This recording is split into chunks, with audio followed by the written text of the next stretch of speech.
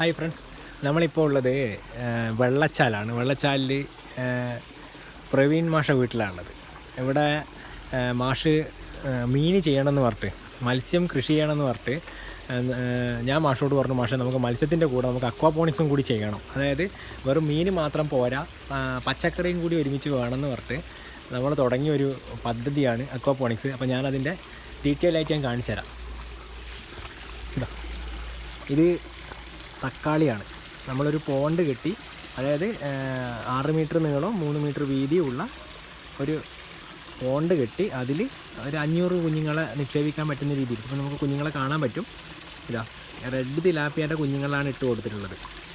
അതിൽ 25ഓളം നമ്മളെ 100 രൂപക്ക് കിട്ടുന്ന ട്രേ സെറ്റ് ചെയ്ത് ഒരു ടൈമറും കൂടി വെച്ചിട്ടുണ്ട്. നമ്മൾ ഒരു മോട്ടറുണ്ട്, ആ മോട്ടറിൽ നിന്ന് വെള്ളം പമ്പ് ചെയ്തിട്ട് എല്ലാ ട്രേയിലേക്ക് വെത്തും. നമുക്ക് കാണാൻ പറ്റും ചില ട്രേയിൽ വെള്ളം എത്തിയിട്ടുണ്ട് മേലെ. അപ്പോൾ ഒരു 12 മിനിറ്റാണ് നമ്മൾ ഓൺ ടൈം കൊടുത്തത് മോട്ടർ എല്ലാ ട്രേയിലും വെള്ളം എത്താൻ വേണ്ടിയിട്ട്. ഓരോ ട്രേയിലും നമ്മൾ പലതരത്തിലുള്ള പച്ചക്കറികളാണ് വെച്ചിട്ടുള്ളത്. ഇതിൽ മുളകാണ്, ഇതിൽ തക്കാളിയാണ്. തക്കാളി ഇത്ര സൈസായിട്ടുണ്ട്, അതിൽ പൂക്കി ഇട്ടിട്ടുണ്ട്, കാണാൻ പറ്റും. പിന്നെ ഇതാ വെണ്ടക്ക, ഇത് വെണ്ടയാണ്. വെണ്ടയിൽ മുട്ടിട്ടിട്ടുണ്ട്. പിന്നെ ഇത് വഴുതിനിങ്ങയാണ്. 4ഓളം ട്രയൽ വഴുതിനിങ്ങയുണ്ട്. ഇതിലും വെണ്ടയാണ്.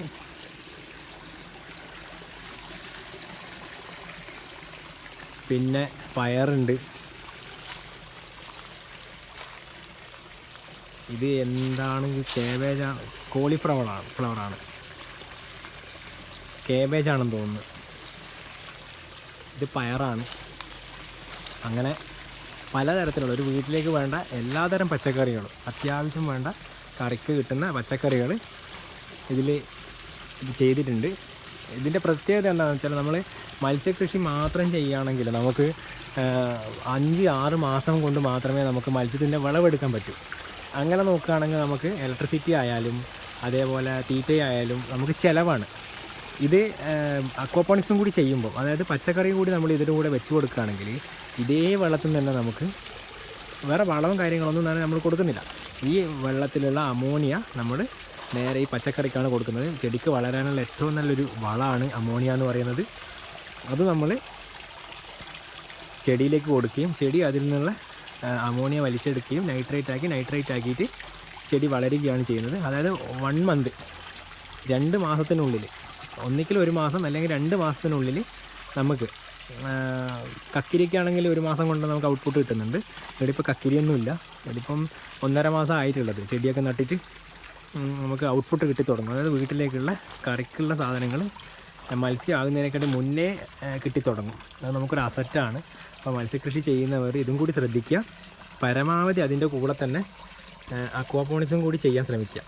കാരണം അതിന് പ്രത്യേകമായിട്ട് നിങ്ങൾ ടൈം വേസ്റ്റ് ചെയ്യേണ്ട ഒരാവശ്യമില്ല. ഒരു ടൈമർ നമ്മളിവിടെ കൊടുത്തിട്ടുണ്ട്. ആ ടൈമറിലാണ് മോട്ടറിനെ കൺട്രോൾ ചെയ്യുന്നത്. ചെറിയൊരു മോട്ടറാണ്. 10 മിനിറ്റ് ഓണും 10-15 മിനിറ്റ് ഓഫും കൊടുത്തിട്ടുണ്ട്. അപ്പോൾ അതാകുമ്പോൾ എന്ന് വെച്ചാൽ ഓട്ടോമാറ്റിക്കായിട്ട് മോട്ടർ ഓൺ ആവുകയും ഓട്ടോമാറ്റിക്കായിട്ട് മോട്ടർ ഓഫ് ആവുകയും ചെയ്യുന്നതുകൊണ്ട് എല്ലാ ട്രയലും വെള്ളം എത്തുന്നുണ്ട്. ആ വെള്ളം എത്തുന്നത് കൊണ്ടാണ് ഈ ചെടി ഇത്ര ഉഷാറായിട്ട് വളർന്നിട്ടുള്ളത്. അപ്പോൾ എല്ലാവർക്കും ഇഷ്ടപ്പെട്ടിട്ടുണ്ടാവും എന്ന് വിചാരിക്കുന്നു. അപ്പോൾ വീണ്ടും അടുത്ത വീഡിയോ കാണുന്നവരെ ബൈ.